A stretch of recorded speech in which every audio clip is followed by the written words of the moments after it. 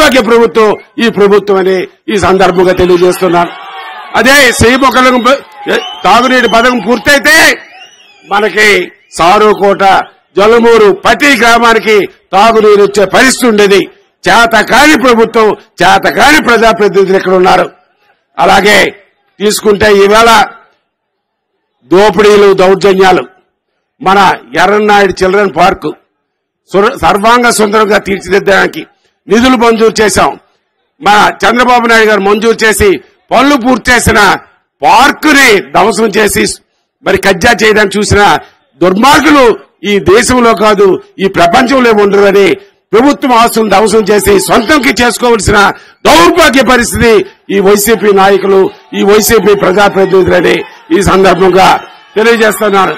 సోదరులారా, మనం సాగునీటి రంగానికి 600 కోట్లు ఖర్చు పెట్టాం, రోడ్ల నిర్మాణానికి ఖర్చు పెట్టాం, హాస్పిటల్ నిర్మాణానికి ఖర్చు పెట్టాం, రైతాంగానికి ఆదుకోవడానికి ఖర్చు పెట్టాం. మరి ఎన్ని చేసినప్పటికీ ఏదో ఒక అవకాశమని రావణమూర్తి మీలో నిత్యముండాడు. మీలో ఒకడు ఏ రోజు శాసనసభ్యుడని ఫీలింగ్ లేదు. కుటుంబం గురించి కానీ నా గురించి కానీ వ్యక్తిగతంగా ఏ రోజు కలిపి నేను పాటు పడలేదు. నిత్యం మీ మధ్య ఉన్నాను, మీలో ఒకడిగా ఉన్నాను. అయినా నాకు ఓడించారు. అది గాలి, రాష్ట్రం మొత్తం గాలి. ఇవాళ మనం చూస్తున్నాం ఈ రాష్ట్రంలో పరిస్థితి దౌర్భాగ్య పరిస్థితిలో ఉన్నాం.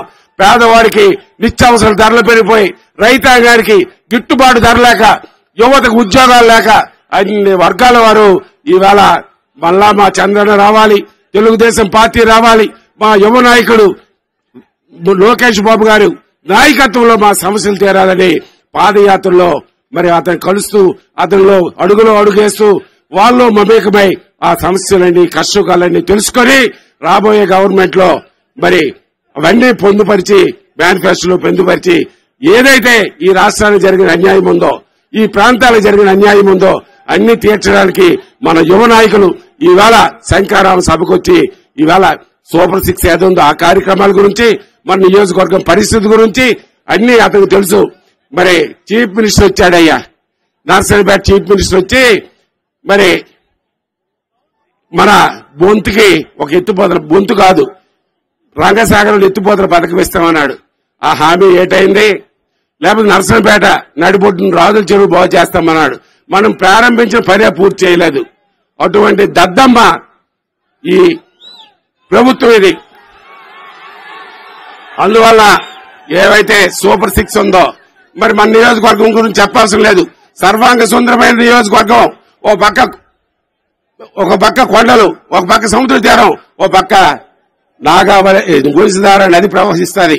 అటువంటి ప్రాంతం రైతాంగం ఈవేళ దగాపడ్డారు, మోసపోయారు. ఇక్కడుండే ప్రజాప్రతినిధిని కుటుంబ దోపిడీని మనం అందరం ఈవేళ భక్త కంఠతో ఖండించాలి.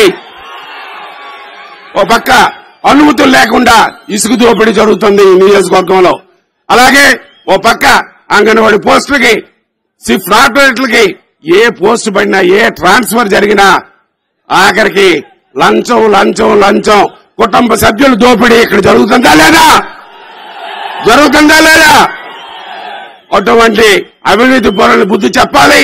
ఈ రాష్ట్ర ప్రభుత్వంలో సైకోను బుద్ధి చెప్పాలి అని ఈ సందర్భంగా తెలియజేస్తూ, నేను శాసనసభ్యుడిగా ఉన్నప్పుడు ఎవరైనా అవినీతి ఆరోపణలు మన పార్టీ కాదు వాళ్ళ పార్టీ నుంచైనా చేయగలడా అని ఈ వేదిక ద్వారా అడుగుతున్నాను. ఎప్పుడు ప్రజల మధ్య ఉన్నానా లేదా మీకు ఈ వేదిక ద్వారా అడుగుతున్నాను. నా పదవి ఆ రోజు కలిపి నా గురించి కానీ, వ్యక్తిగతంగా కానీ, కుటుంబం గురించి కానీ నా పదవి తాకట్టు పెట్టానని. ఈవేళ పరిస్థితి ఏమిటో మీరు అర్థం చేసుకోవాలి. కుటుంబ పాలన ఎక్కడ జరుగుతుంది, దోపిడీ జరుగుతుంది. దానికి బుద్ధి చెప్పండి.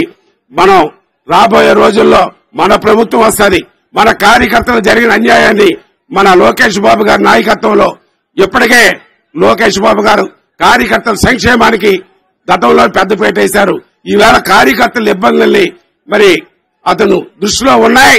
అందరికీ న్యాయం జరుగుతుంది అని సందర్భంగా తెలియజేస్తూ, మరి ఈ ప్రభుత్వానికి గద్దె దింపడానికి మనం అందరం సిద్ధంగా ఉండాలని ఈ వేదిక ద్వారా మీ అందరికీ కోరుకుంటూ, మీ అందరూ చూపించిన ఆదరణకి, అభిమానానికి మరొకసారి శిరస్సు ఉంచి నమస్కరిస్తూ, చాలా మంది మాట్లాడవలసి ఉంది కాబట్టి